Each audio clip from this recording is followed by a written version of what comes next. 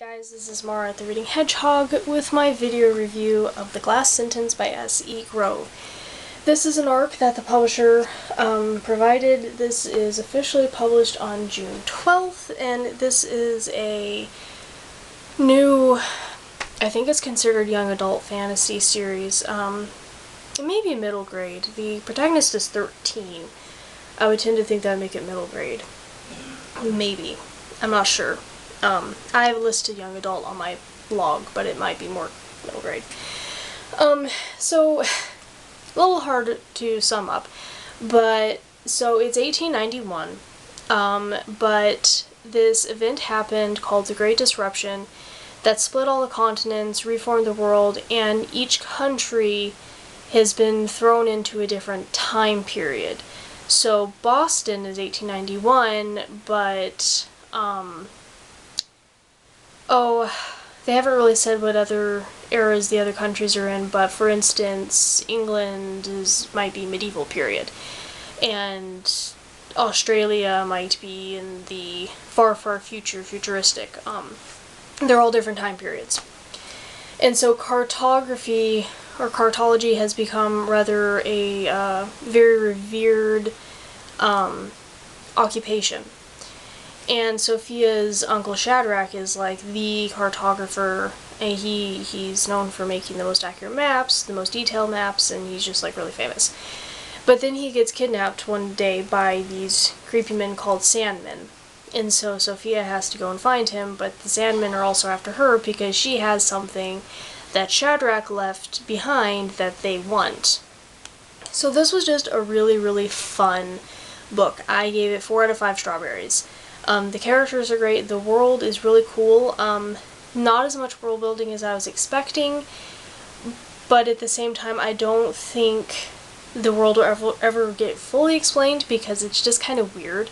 It's one of those things that you have to accept that it's not really going to make a whole lot of sense.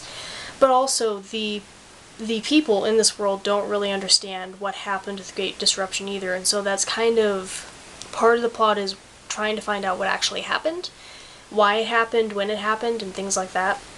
So not really knowing everything kind of makes sense and fits into the story. Sophia is really cool.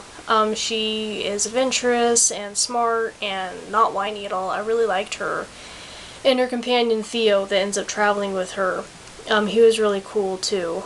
I think they kind of got a little crush going on, but it's not all that prominent, so it works. This was just a really, really fun book. I just finished reading it, so I'm still kind of processing everything I thought about it.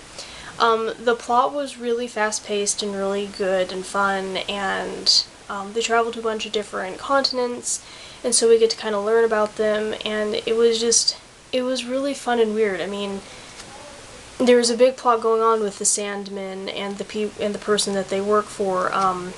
What was she called? Blanca. This mysterious lady that wears a veil over her face and all that, and she has a big backstory. I actually ended up feeling very sorry for her. She felt more like an anti-hero than a villain. I kind of ended up siding with her. But mostly it's just kind of going through these different continents and time periods and worlds and learning about them, and it's cool because you don't really recognize the time periods. Like, some of them you can, but the author kind of developed his own time periods too.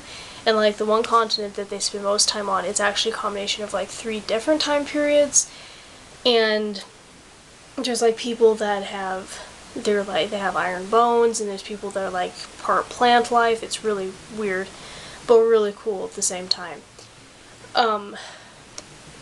This is just, I'm still thinking about it. It was really cool. It's kind of hard to explain. It's one of those books that you just kind of have to read. It's thick, but it's awesome. The ending was kind of confusing, and actually there were a lot of parts of this book that were kind of confusing, but they were supposed to be, because they're like stuff that happened and the characters don't know why it happened. So anything that you encounter from this, you're like, what just happened, I'm assuming probably will be explained later, because this is going to be a trilogy, I think. and so I'm assuming that a lot of stuff that isn't explained in this one will be explained in later ones. The author did a really, really good job explaining like how the different maps work, because in this world, maps aren't just paper maps, they also have maps made out of copper and glass, and what was the other one? Oh, I forgot what the other one was. And one's made out of water, and like they're memory maps, so they're not drawn, they're like created by people's memories, and yeah, it's just really cool.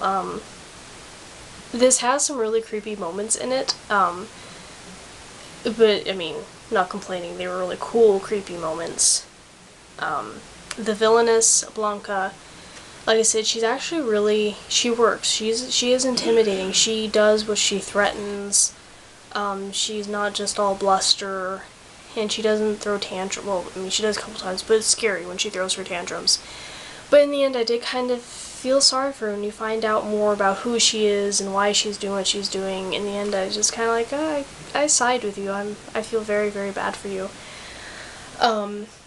But yeah, this is a really cool beginning to a trilogy that I'm really looking forward to reading more about. I really hope we get to see more of the worlds and the eras and learn more about what happened. And I think in the next one, Sophia's like going to go try to find her parents, because her parents are missing. They went exploring and never really came back.